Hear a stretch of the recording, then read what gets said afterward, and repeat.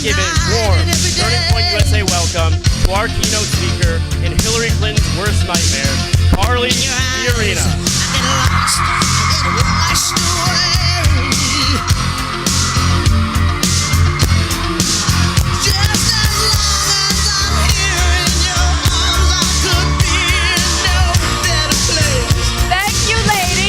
You're simply the best. Wow, you guys are fired up. Thank you. Thank you. It is so great to see you this afternoon. The fact that you are gathered here together is so important. You have more power than you understand. I want to start by telling you a story. It's a story to remind you of how important what you're doing is. When I was campaigning, I actually had suspended my own campaign, and I was now out there campaigning for Ted Cruz. And I went into a diner, and a high school class decided to come over and join the campaign fun in the diner. Now, this was a high school class, so there were some people who thought they were conservative in that class, but a lot of them just knew they were liberals. So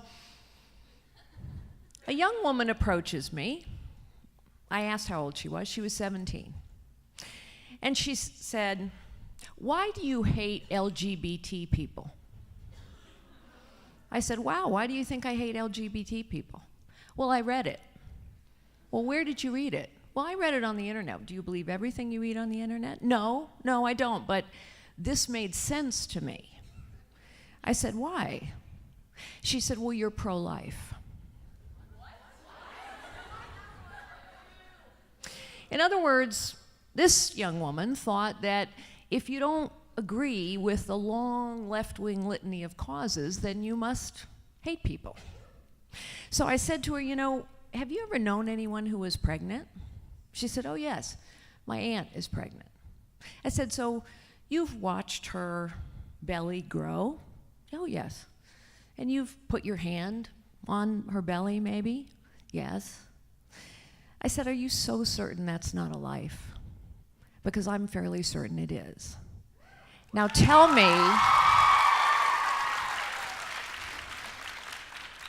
me why that makes me hate LGBT people. She didn't have an answer. I didn't expect her to agree with me right away, but I did want to leave her something to think about. Feminism, when I was a young woman, feminism meant something different than the word has come to mean today. Today, somehow a feminist is supposed to be someone who agrees with that long left-wing litany of causes. When I was running for president, I was routinely called an enemy of women. There were a lot of commentators who said that I hated women, that a lot of feminists who said, and I'm quoting from one, "Well, she looks like one of us, she should be one of us, but she really isn't one of us." Don't let anyone tell you what to believe. Don't let anyone tell you what to think. Feminism is not about believing certain things, or holding certain political views, or being in with the in crowd. I think a feminist is any woman who chooses to use every one of her God-given gifts and to use those gifts to live the life she defines for herself, whatever that life is.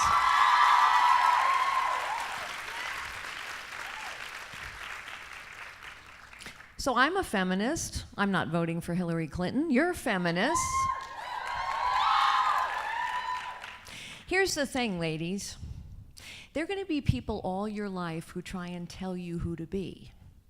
There are going to be people all your life who are going to tell you what to do, or try to. There are going to be people all your life who say you should do this, you shouldn't do this, you can't do this, you won't do this. There are going to be people who tell you what you ought to believe. Do not let others define you, ever. Define yourself. Define yourself. Choose your own path. Choose your own beliefs. You're going to run into people in the course of your life who try and make you less than you are, who tell you you shouldn't or you couldn't. But you're also going to meet people in your life who will lift you up. Ignore the people who tell you you can't or you won't, and cling to the people who will lift you up. They're all out there. They're men and women of all kinds. I remember when I was a secretary, starting out as a secretary, look, I was a medieval history and philosophy major in college. I graduated in the middle of a recession. There weren't a lot of jobs. I went to law school. I hated law school. My dad really wanted me to be a lawyer. And I was a goody two-shoes middle child. I was a parent pleaser. Maybe some of you are parent pleasers. I did everything my parents wanted me to do. I got straight A's. I worked hard. And yet, somewhere in the middle of that first semester of law school, it occurred to me, I can't let my parents define me either. I don't like law school. And I quit, just like that. My parents were kind of disappointed, really disappointed. In any event, I had to go back to work. So I went back to work doing what I had done to help put myself through college. I was a good typist. I know nobody types anymore. You keyboard. Maybe you've never seen a typewriter. My granddaughters certainly haven't. But I was a typist, and I answered phones. And when I got that first full-time job as a secretary, it was two men who took a chance on me, who said, you know, you can do more than this. And they were people who introduced me to the world of business. I'll never forget those two men, because they saw potential in me. And because they saw possibilities in me, I saw more possibilities in myself. I've met the other kind of people too, and so will you along the way. I remember when I became a manager for the first time, I was very proud. I had 3 people who reported to me. I was a manager now at a big company called AT&T. And my new boss introduced me to my new subordinates. This is Carly, she's our token bimbo. Times have changed, but what hasn't changed is there are going to be people who lift you up, and there are going to be people who try and put you down. Don't let people put you down. Don't let people define you. Seek out people who will lift you up and see your possibilities.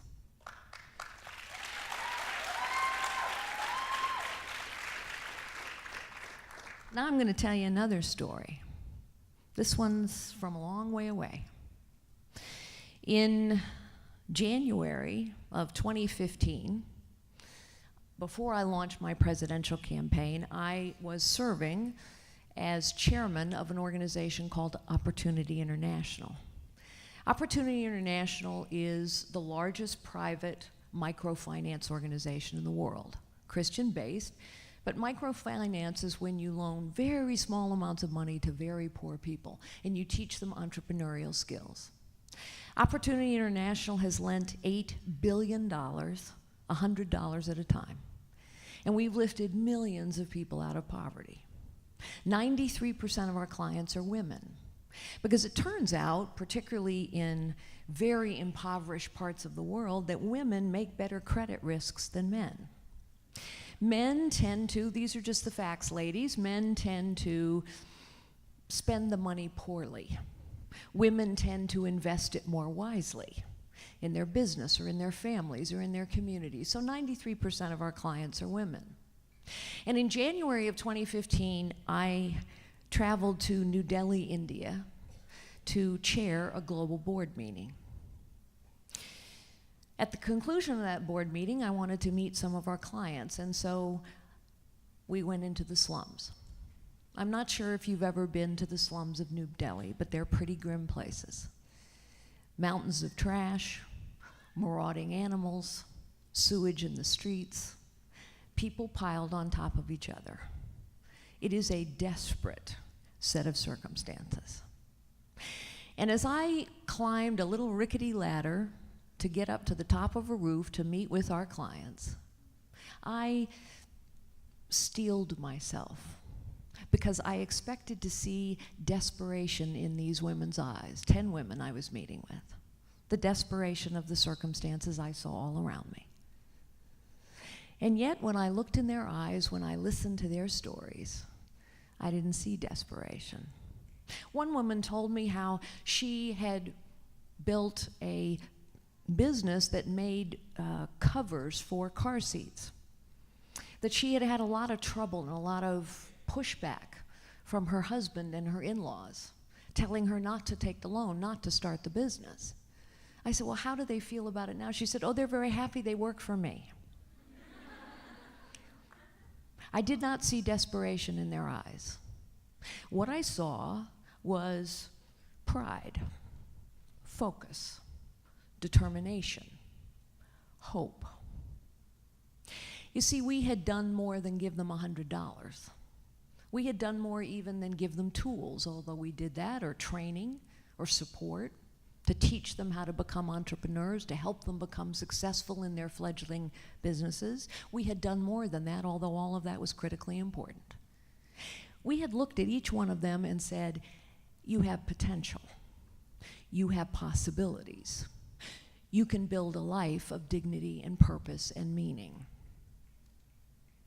When I was a little girl, my mother said to me on a Sunday morning, what you are is God's gift to you. What you make of yourself is your gift to God.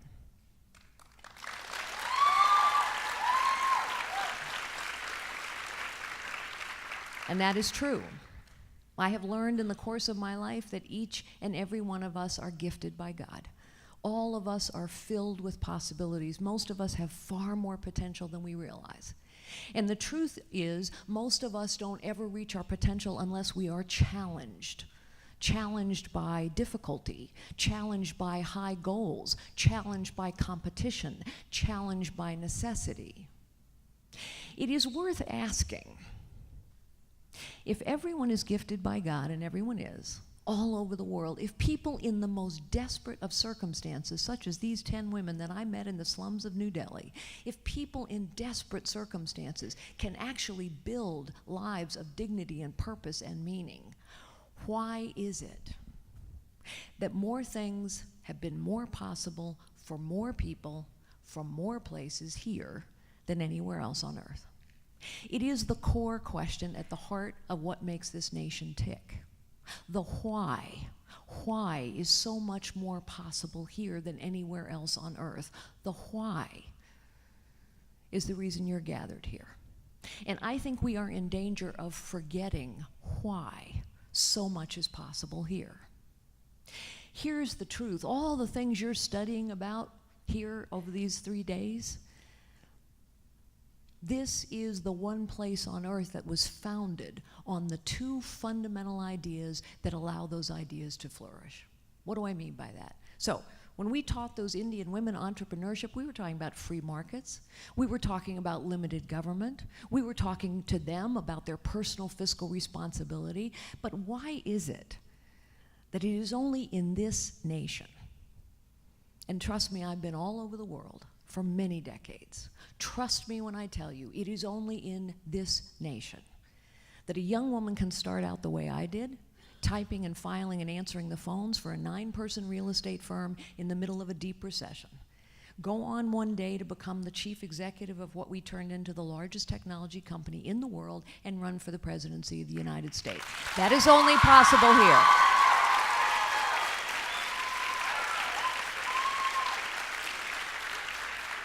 And your possibilities are equally limitless if we remember why this nation is so exceptional. I told you that I studied history and philosophy. And one of the things you learn when you study history and philosophy is that human nature actually doesn't change. I mean, cultures change and times change and technology changes. A lot of things change, but human nature actually doesn't. You learn that when you study history and philosophy over time. Our founders were students of history and readers of philosophy.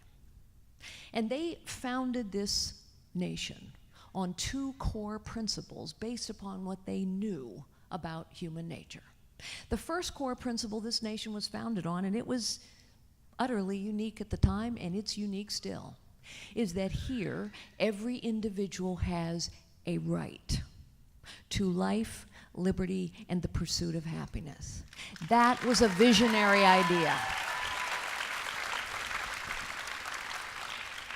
My mom's way of saying it was use all of your God-given gifts. My way of saying it is use all of your potential, unlock your potential, seek out possibilities. But what our founders were saying in their own way was everyone has a right to choose their own path, to find their own way, to make their own mistakes. And what was radical about the idea was they said the right to do all those things, to life, liberty, and the pursuit of happiness, that right comes from God and should not be taken away by government.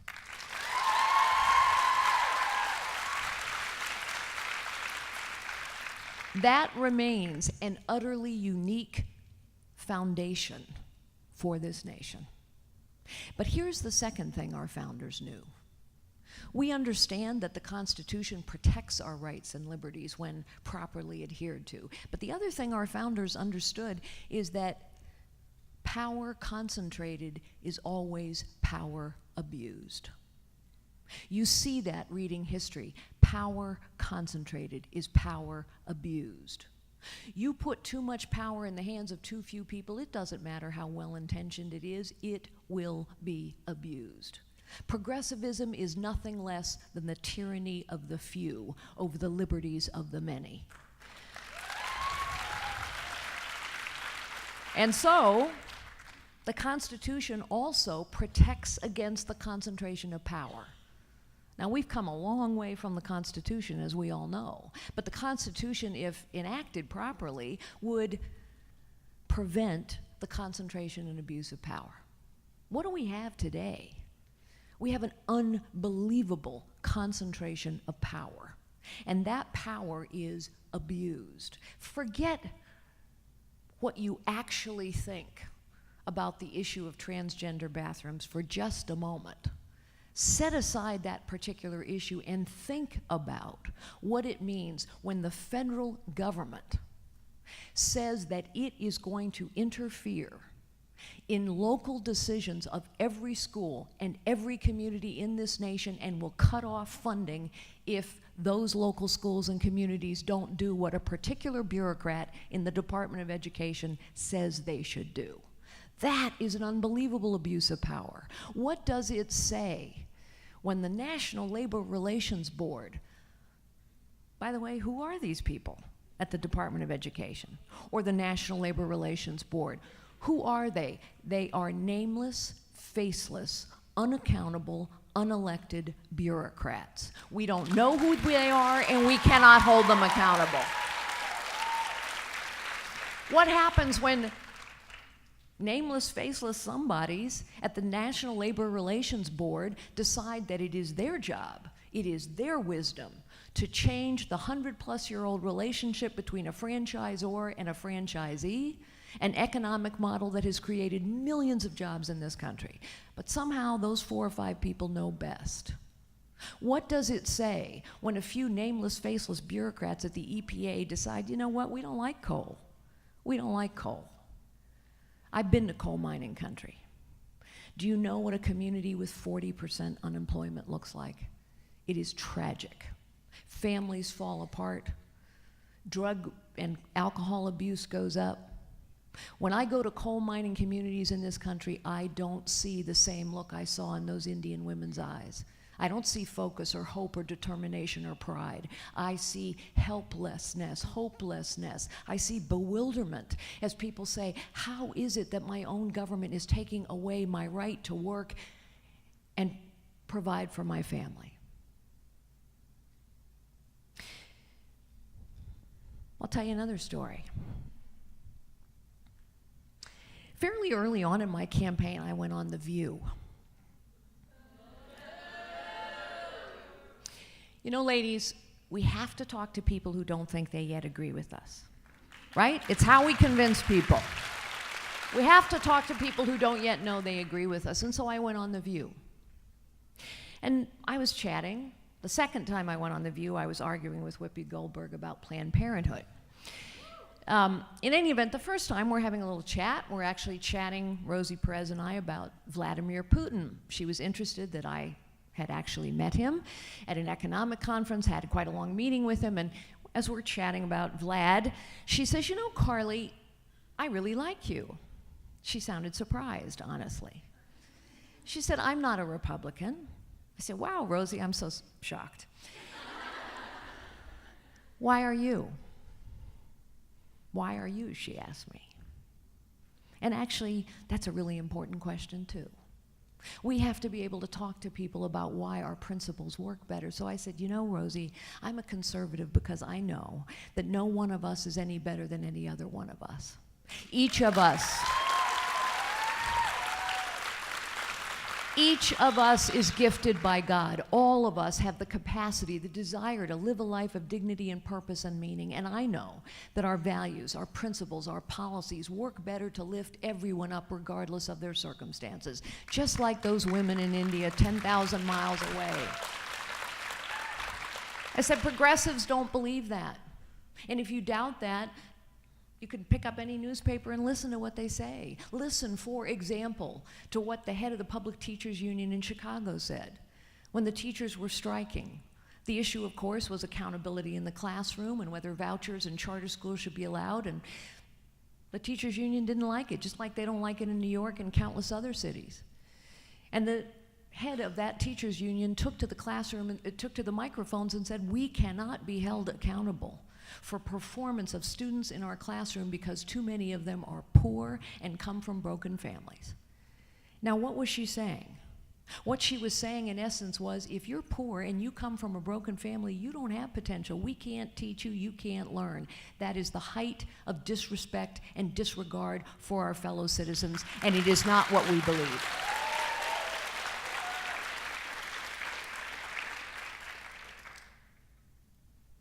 You know, sometimes the best we can do is to get someone to think. I ran across a lot of young people in my campaign, and I remember meeting with a high school class, and like every high school class, a lot of these kids just knew they were liberal. I mean, I understand. So they were all taking pictures with their cell phones. And I said, you know, let me ask you something. What's that world like? What's that world like in your smartphone? It is instantly responsive. You are completely in charge. You can customize it. You can personalize it. You can get anything you want, anytime you want, anywhere you want. You can communicate with anyone you want. You have incredible power. By the way, that device was brought to you by one of the few free markets left on the planet Earth. Technology is the least regulated, most intensely competitive marketplace in the world. And it's why you've come to expect better features, better functions, lower prices year after year after year. And it's also why American firms excel in technology. When we get to compete, we win, because we've got the best innovation and people and technology in the world. I said, that's the way that world works for you. Now ask yourself, I said to these kids, how'd you feel the last time you went to the DMV? All of them, most of them had got their license. How'd you feel when you went to the Department of Motor Vehicles? Did you feel valued? Did you feel in charge? Did you feel human at all? That's a bureaucracy. That's a government bureaucracy. Why do you think more of that will give you more of what you want and need? The truth is, we have way too much money and way too much power concentrated in the hands of way too few people. And it has been going on for way too long.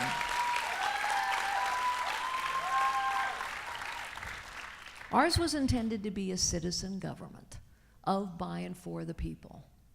And because human nature doesn't change, the Constitution is as relevant a document today as it was the day it was written. It is not a dusty relic of the past. And what the Constitution tells us is power must be limited.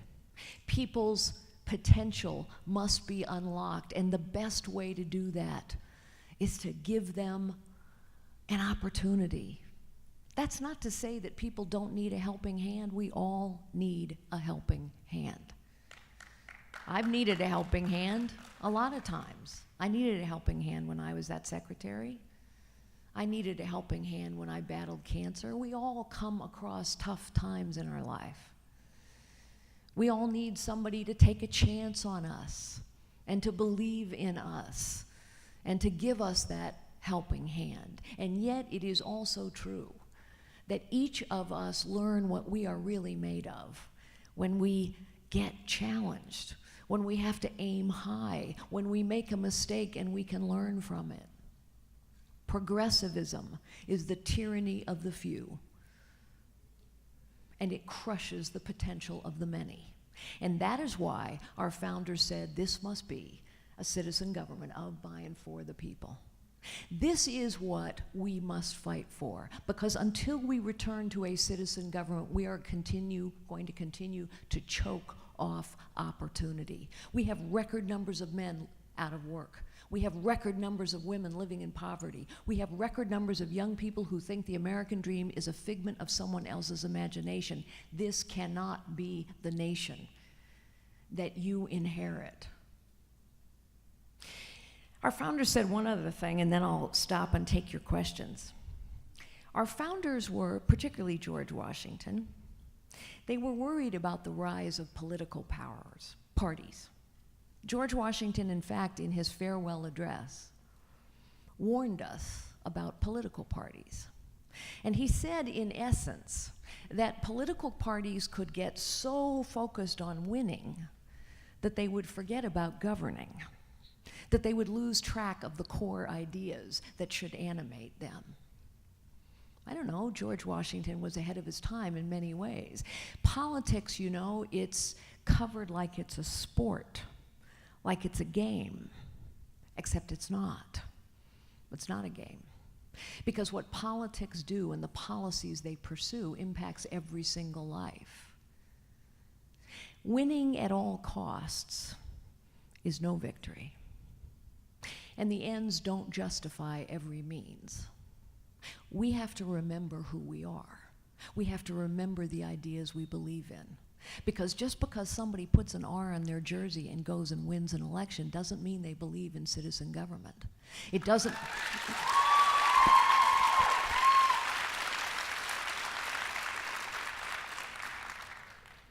So I want you to do a couple things, and I know you will. You don't need me to tell you these things.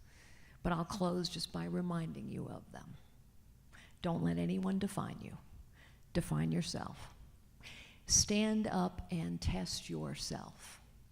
Fight for what you believe in. And if you can't change somebody's mind in a 5-minute conversation, at least leave them something to think about. And remember that in this nation, it really is true that anything is possible. But we have to remember why that's true and continue to fight for a government that is of the people, by the people, and for the people. Thank you.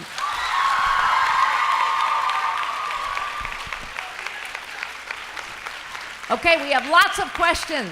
And the good news is we have time. So, do you have protocol here? Yes, you have a mic. Hi, Miss Fiorina. As a will-be business honors program student at Texas A&M and a young girl passionate in politics, I find that you're a very big role model for me, and I just really appreciated watching you in every debate, and I just love you so much. Thank you. I'm proud to say that my first campaign donation was to your campaign this year, and yeah. Anyway, so I, as of many others in this room, are planning maybe even to run for a political office, maybe even president like you did. And I was just wondering, looking back in your campaign, what do you think you could have done differently to maybe secure the presidential office? Well, first, let me encourage you and any of you who are thinking about running for political office, do something else first. Do something else first. We have way too many professional politicians. And while there are many people who serve in politics and who are good people, let me tell you that when all you've done all your life is run or hold political office, you actually don't know what a lot of life is all about. So go do something else. Second, although you didn't ask me this, I'm going to say it. And I say it to every group of young people I'm with. Don't worry about getting the perfect job. Just get a job. Don't worry about the perfect job. Whatever job you get, I don't care if it's flipping burgers or typing and answering the phones, I don't care what it is. Whatever job you get, you're going to learn a lot. You're going to learn a lot about yourself. You're going to learn a lot about other people. You're going to learn a lot about the world around you. And as you learn all those things, if you're open to learning them, you're going to build skills that prepare you for the next job. Work in and of itself is valuable. You don't have to have the perfect job. Now, the campaign. You know, when I started the campaign, I had about 3% name ID. Honestly, Republican primary voters, most of them had never heard of me. So I'm this complete unknown. And I mean, yes, people had heard of me in the business world, maybe some of you had heard of me, but the vast majority of Republican primary voters had never heard of me. And we didn't have a vast donor network built up over years in politics, and we didn't have an email list. Literally, we were starting from ground zero. So we had a massive hill to climb. In that situation, earned media gets to be really important because that's how people get to know you. You can't afford to pay for all the media, right? You're raising the money as you go. And let me tell you, ladies, it is hard to raise money, $2,700 at a time. So you got to have earned media. In that context, debates are really important. So I have to say, I think we did pretty well under the circumstances, but we didn't get a lot of earned media, and we got thrown off the debate stage a few times. Not because we should have, but because people were so interested in hurrying up and picking a winner. And maybe that didn't serve the party as well as it might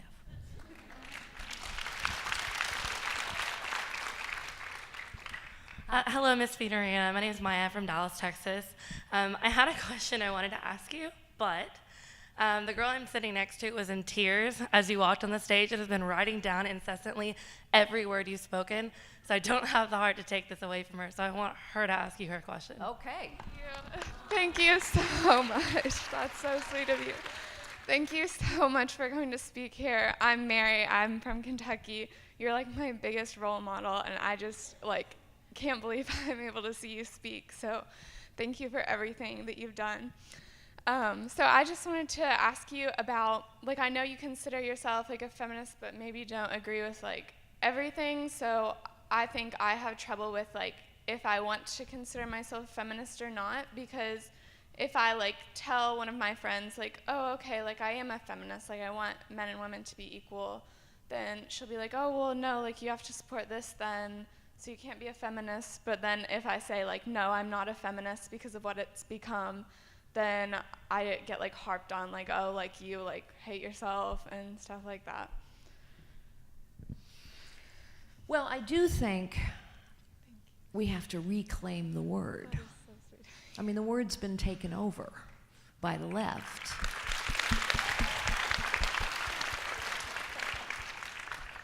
Look, it's never been about men versus women. That isn't what it's about. It is about every individual, man or woman, having the opportunity to fulfill their potential and find and use all their God-given gifts. That's what it's about. And the truth is, that is still not as available an opportunity for women as it has been for men. It's different for women, still. So I have tried to reclaim the word. Here's what a feminist is. A feminist is someone who chooses to use all of her God-given gifts, defines herself, and live the life she chooses. If you choose to have 6 kids and stay home and homeschool them, you're a feminist. If you choose to be a CEO, you're a feminist.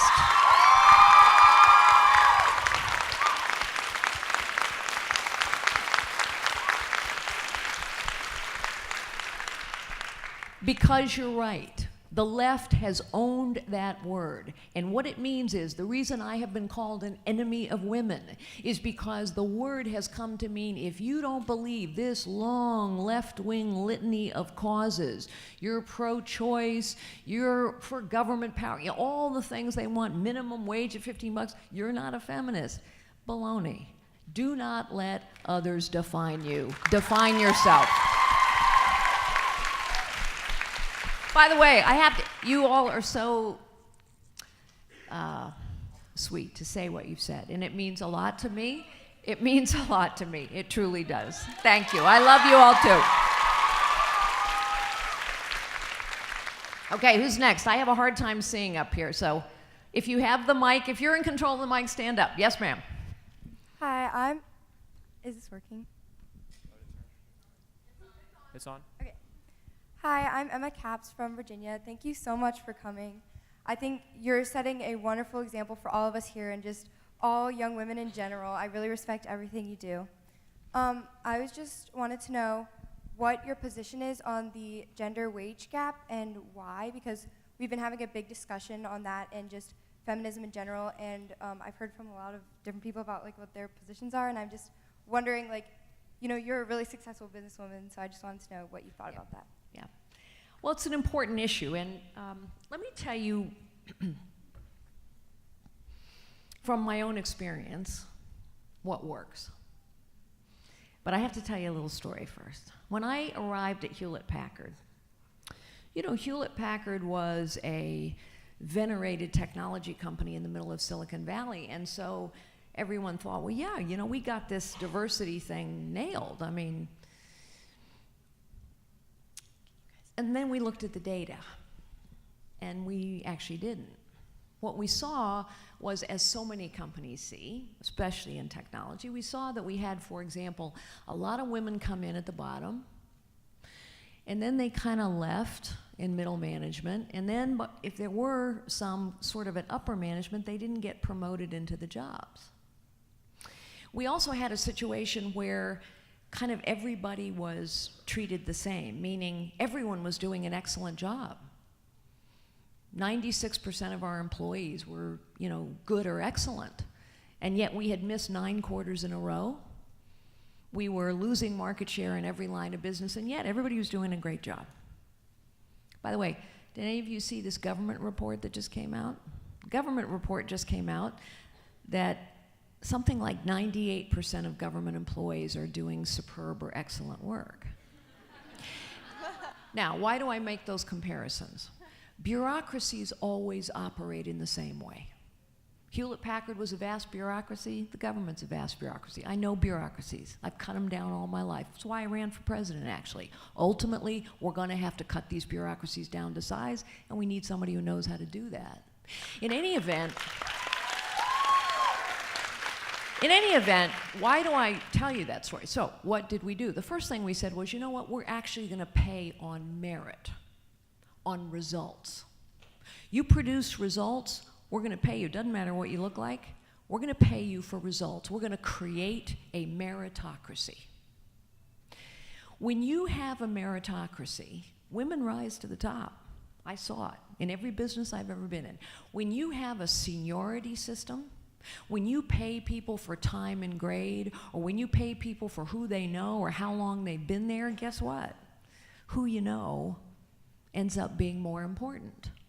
Seniority systems disadvantage women, demonstrably. It's true in every case. What's a seniority system? The government's a seniority system. They pay based not on what you produce, but how long you've been in the job. That disadvantages women. Why? Because women are frequently the last hired. Sadly, sometimes they're the first fired. Sometimes they leave to have families. If you're paying on seniority, how long you've been in a chair, not what you're producing while you're in a chair, you're going to disadvantage women. The second thing that we did was we said, you know what, for every senior job, I said, I want to have a diverse slate of candidates presented for every senior job. And to make sure of that, I'm going to personally look at them with my team of senior executives. I want a diverse slate of candidates.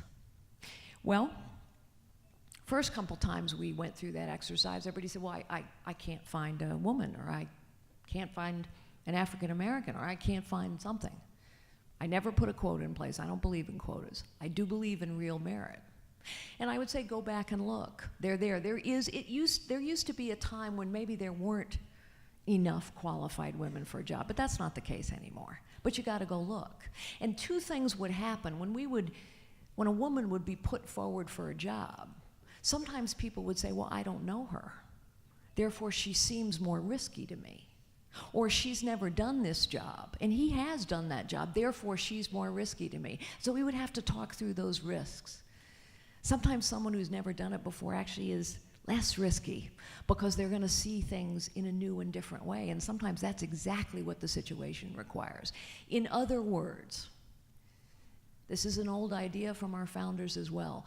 Meritocracies work. And if you are focused not on what someone looks like, not on who they know, not on how long they've been there, but what have they produced? What are their skills? What is their potential? And you focus on that, women will rise to the top and they will be paid equally. One more little proof point. In my campaign, women were making as much or more than men. In Hillary Clinton's campaign, not so much.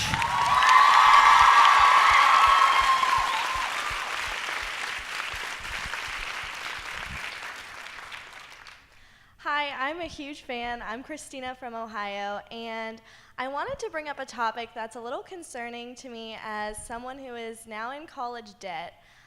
Recently, I saw on Twitter a picture posted by a recent high school graduate. She had a 4.5 GPA valedictorian and a full ride to the University of Texas, and she was also an undocumented person. So my question is, what is your opinion on both someone bragging about that and all that they've received, and also a high school and elementary schools letting someone go that far as an undocumented person, and a college not taking the proper documentation to know that and to accept her? So I saw the same case, and it is concerning. And I further read, and I may not be correct about this because I frankly found it shocking, but I further found that in Texas state law, you cannot withhold financial aid or admittance to a university based on someone's legal status. Look, immigration is a great thing. Immigration has made this nation great. But citizenship has to mean something.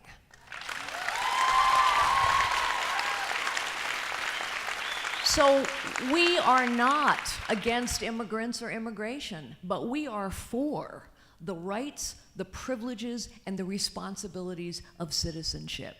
It is why, by the way, I don't know if any of you have ever gone to a ceremony where people become citizens. It's very moving. I think every single American should take the citizenship test. Because if you can't pass that test, you really don't know much about this nation and what makes us so special. I'm gonna let whoever Josh has over there ask their question, but this is going to be our last one, unfortunately. Hi, Carly. My name is Callie. I'm a huge fan of yours. I have a really brief question. How do you feel about Donald Trump, and will you be voting for him in November? I almost got out of here.